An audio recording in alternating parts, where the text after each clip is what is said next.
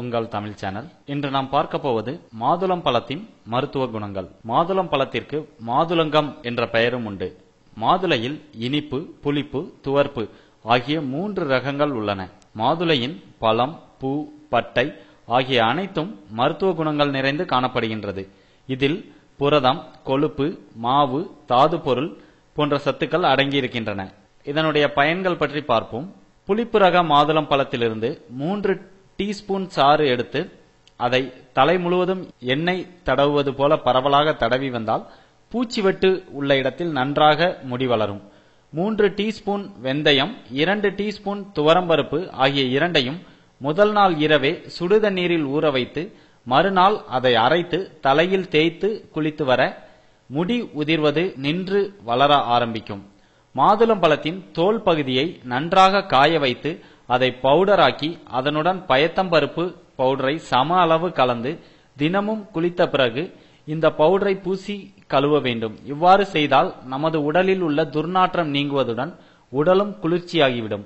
1 teaspoon மாதுளை juice, அரை teaspoon சந்தனம் இரண்டையும் கலந்து முகத்தில் பூசி 10 நிமிடங்கள் கழித்து கழுவினால் முகத்தில் பளபளப்பு கூடும்.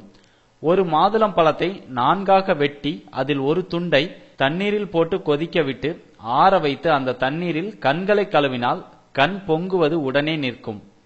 மாதுளம் பழ விழுதையும் வெண்ணெயையும் தலா 1 டீஸ்பூன் எடுத்து நன்றாக குழைத்து அதை தோலில் தொய்வு ஏற்பட்டிருக்கும் இடத்தில் பேஸ்டாக தடவி பின்பு 10 நிமிடம் கழித்து கழுவ வேண்டும். இவ்வாறு செய்தால் தோல் சுருக்கம் நீங்கும். மாதுளம் பழத்தை தொடர்ந்து 40 நாட்கள் ஜூஸ் செய்து அருந்தி வந்தால் பெண்களின் மாதவிடாய் பிரச்சனை நீக்கி இரத்தத்தில் உள்ள ஹீமோகுளோபின் அளவை அதிகரிக்க செய்து உடலை ஆரோக்கியமாக வைத்திருக்கும். மேலும் இதனால் நினைவாற்றல் பெருகும். மாதுளம் பழச்சாறுடன் இஞ்சி சாறை சம அளவு எடுத்து அதில் 1 டீஸ்பூன் தேன் கலந்து குடித்தால் நாள்பட்ட வறட்டு இருமல் காணாமல் போய்விடும். மாதுளம் பழச்சாறையும் அருகம்புல் சாறையும் சம அளவு கலந்து குடித்து வந்தால் சூட்டினால் மூக்கிலிருந்து ரத்தம் வருவது நிற்கும்.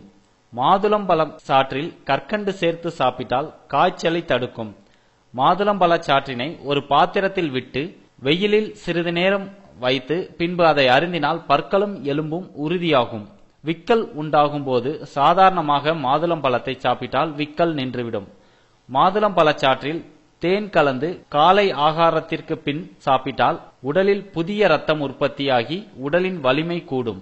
இந்த வீடியோ பிடித்திருந்தால் லைக் பண்ணுங்க மற்றும் நண்பர்களோட பகிர்ந்து கொள்ளுங்கள். மேலும் உடனுக்குடன் செய்திகளை அறிந்து கொள்ள யூடியூப் தமிழ் சேனலை சப்ஸ்கிரைப் செய்யுங்கள்.